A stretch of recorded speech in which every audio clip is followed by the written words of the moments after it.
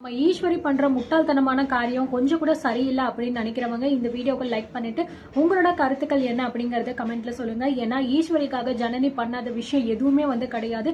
So இவ்வளவு தூரம் அவ போராடிக்கிட்டு இருக்கா அப்படின்னா அது மட்டும் கிடையாது. ஆதி குணசேகரனை ஜெயில அனுப்பி அவனுக்கு தண்டனை கிடைக்கணும் அப்படிங்கறது கூட நம்ம ஈஸ்வரிக்காக தான் அவ போராடிக்கிட்டு இருக்கா.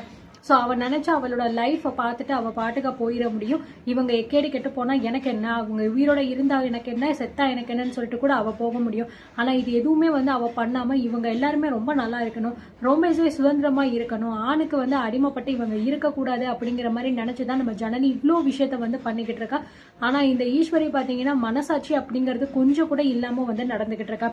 இவ்வளோ தூரம் நம்ம தர்ஷினியா கண்டுபிடிச்சு அவளை தூக்கிட்டு எவ்வளவோ பண்ணது நம்ம ஜனனி தான். ஆனா இந்த ஆதி குணசேகர் இந்த ராவணன் பாத்தீங்கன்னா அப்படியே போனாப்புல பொத்துனாப்புல போயிட்டு அவனை ஷூட் பண்ணிட்டு இவளை தூக்கிட்டு விட்டுட்டாரு. கேட்டா நான் தான் கண்டுபிடிச்சு கூட்டிட்டு வந்தேன், நான் தான் எல்லாமே அப்படின்னு சொல்லி அப்படியே டிராமா போட்டுக்கிட்டு இருக்கேன் வீட்டுல உட்காந்துக்கிட்டு. இதை முட்டாள்தனமா அங்க இருக்கிற அந்த ஈஸ்வரி பாத்தீங்கன்னா அப்படியே நம்பிக்கிட்டு இருக்கா. ஸோ சக்தி ஜனனி ரெண்டு பேருமே வீட்டில் பாத்தீங்கன்னா ராவணனை பார்த்து நிறைய கேள்வி எல்லாமே கேட்டுக்கிட்டு இருக்காங்க.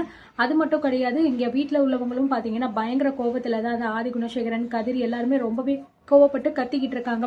உங்களாலதான் என் பிள்ளை இப்படியாச்சு, இதுக்கு மேல இந்த வீட்டுல உங்களுக்கு இடம் கிடையாது அப்படி இப்படின்னு சொல்லிக்கிட்டு இருக்காங்க. அது மட்டும் இல்லாம ஜனனியை விசாரணை பண்ணணும் அப்படிங்கிறதுக்காக போலீஸ்காரங்களும் வீட்டுக்கு வந்திருக்காங்க. ஸோ வீட்டுக்கு வந்தோடனே ஜனனியை பார்த்துட்டு மேடம் நாங்க உங்களை விசாரணை பண்ணணும், கொஞ்சம் நீங்க எங்க கூட வரணும் அப்படிங்கிற மாதிரி சொல்றாங்க. விசாரணையா, என்ன எதுக்கு சார் நீங்க விசாரணை பண்ணணும், அப்படி நான் என்ன தப்பு பண்ணிட்டேன் அப்படிங்கிற மாதிரி கேட்கும்போது ராவணன் சொல்றாங்க தப்பு பண்ண எல்லாமே நீங்க தானே, அப்போ உங்களை தான் விசாரணைக்கு கூட்டிட்டு போவாங்க, வேற யாரை கூட்டிட்டு போறாங்க என்ன ஜனனி மேடம் அப்படிங்கிற மாதிரி அப்படியே நக்கலா பேசுறாரு. ஸோ சக்தி பார்த்தீங்கன்னா என்ன நீ பாத்தியா நாங்கள் பண்ணோம் அப்படின்னு சொல்லிட்டு, ஆமா நாங்க கேட்ட கேள்விக்கு உன்னால பதில் கூட சொல்ல முடியல, நாங்க தான் தர்ஷினியை ஆரம்பத்துல இருந்து போயிட்டு காப்பாத்தி எல்லாமே கூட்டிட்டு வந்தது நான் தான், வேணும்னா நீங்க தர்ஷினி கிட்ட கேளுங்க அப்படின்னு சொல்லிட்டு தர்ஷினியை கூப்பிட போகும்போது ஸோ ஈஸ்வரி பாத்தீங்க அப்படின்னா போதும் நிறுத்து சக்தி அப்படிங்கிற மாதிரி சொல்றாங்க. ஸோ நம்ம ஜனனி பார்த்தீங்கன்னா என்ன பேசிக்கிட்டு இருக்கீங்க நீங்க, யாரோ ஒருத்தர் இந்த வீட்டுக்குள்ள அவ சொல்றது எல்லாமே நீங்க கேட்டுக்கிட்டு இருக்கீங்க, ஆனா இந்த வீட்டுல உள்ள நாங்க சொல்றத உங்களால கேட்க முடியல, அந்த அளவுக்கு உங்களுக்கு எல்லாமே மாறி போச்சா அப்படிங்கிற மாதிரி நம்ம ஜனனி கேக்குறாங்க. ஸோ ஈஸ்வரி எந்த பதிலுமே சொல்லாம அமைதியா நின்றுகிட்டே இருக்காங்க. அண்ட் சக்தி சொல்றாரு இதெல்லாம் வெறும் டிராமா ஜனனி, அப்படியே நம்ம மேல பாசம் இருக்கிற மாதிரி நடிச்சு போதும் போயும் இவங்களுக்காக போயிட்டு எல்லாமே நீ பண்ண பத்தியா, நம்மள சொல்லணும் எல்லாத்தையுமே நல்லா அனுபவிச்சுட்டு இப்ப கடைசியில நம்மளே இந்த மாதிரி பேசிக்கிட்டு இருக்காங்கல்ல அப்படிங்கிற மாதிரி பேசும்போது ஸோ ஈஸ்வரிக்கு கோவம் என்ன சக்தி என்ன பேசிக்கிட்டு இருக்கா, பேசுற வார்த்தையை ஒழுங்கா பேசு, ஆமா யாரு நீங்க என்ன பண்ணீங்க அப்படின்னு சொல்லும் போது என்ன பண்ணீங்களா, ஏன் நாங்க பண்ண எல்லாத்தையுமே சொல்லவா, சொன்னோம் அப்படின்னா நீங்களா தாங்க மாட்டீங்க, இப்ப கூட உங்க உயிருக்கு ஏதாவது ஆபத்து வந்துடும் சொல்லிட்டு தான் எதையுமே சொல்லாம இருக்கும், அப்படி இல்ல நீங்களாம் எங்களுக்கு தேவையே இல்லை, உங்களுக்கு என்ன ஆனாலும் பரவாயில்ல அப்படின்னு நாங்க நினைச்சிருந்தோம் அப்படின்னா என்ன வேணாலும் சொல்லிட்டு இன்னைக்கு நீங்க இப்படி இந்த இடத்துல நின்று பேசிக்கிட்டு இருக்க முடியாதா, நீ எப்பயும் நீங்க கோமாக்கு போயிருப்பீங்க அப்படிங்கிற மாதிரி நம்ம சக்தி பாத்தீங்கன்னா அப்படியே உடைச்சு பேசிடுறாரு. சோ இதை கேட்டுட்டு நம்ம ஈஸ்வரி பாத்தீங்கன்னா ரொம்பவே அதிர்ச்சியில நின்றுகிட்டு இருக்காங்க.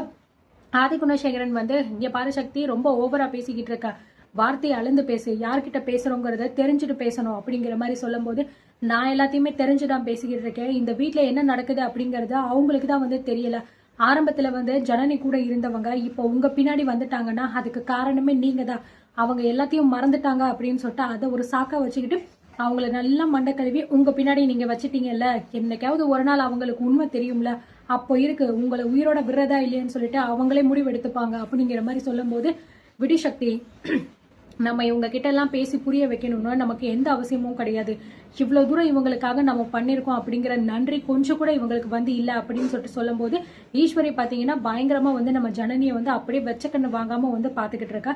என்ன பாக்குறீங்க, நான் சொல்றது உண்மைதான், உங்களுக்காக எவ்வளவோ பண்ணிருக்கேன், ஆனா நீங்க அந்த ஒரு நன்றி கூட என்கிட்ட காட்டவே இல்லை, இருந்தாலும் இப்போ வரைக்கும் நீங்க நல்லா இருக்கணும் அப்படிங்கிறதுக்காக உங்களுக்காக நான் ஓடினேன் பாத்தியா, என்னோட வாழ்க்கையை நான் பார்த்துட்டு போயிருந்தேன் அப்படின்னா இன்னைக்கு நீங்க இந்த இடத்துல நின்றுக்க முடியாது.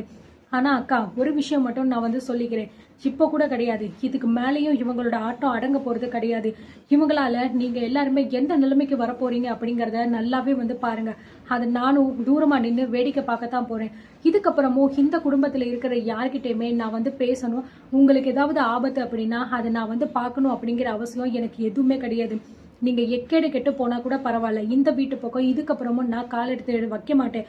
முக்கியமா உங்களுக்கு தான் நான் சொல்றேன் ஈஸ்வரி அக்கா, உங்களுக்காக நான் பண்ணது எல்லாமே வந்து போதும் போதுங்கிற அளவுக்கு நீங்க எனக்கு ரொம்பவே வந்து பண்ணிட்டீங்க.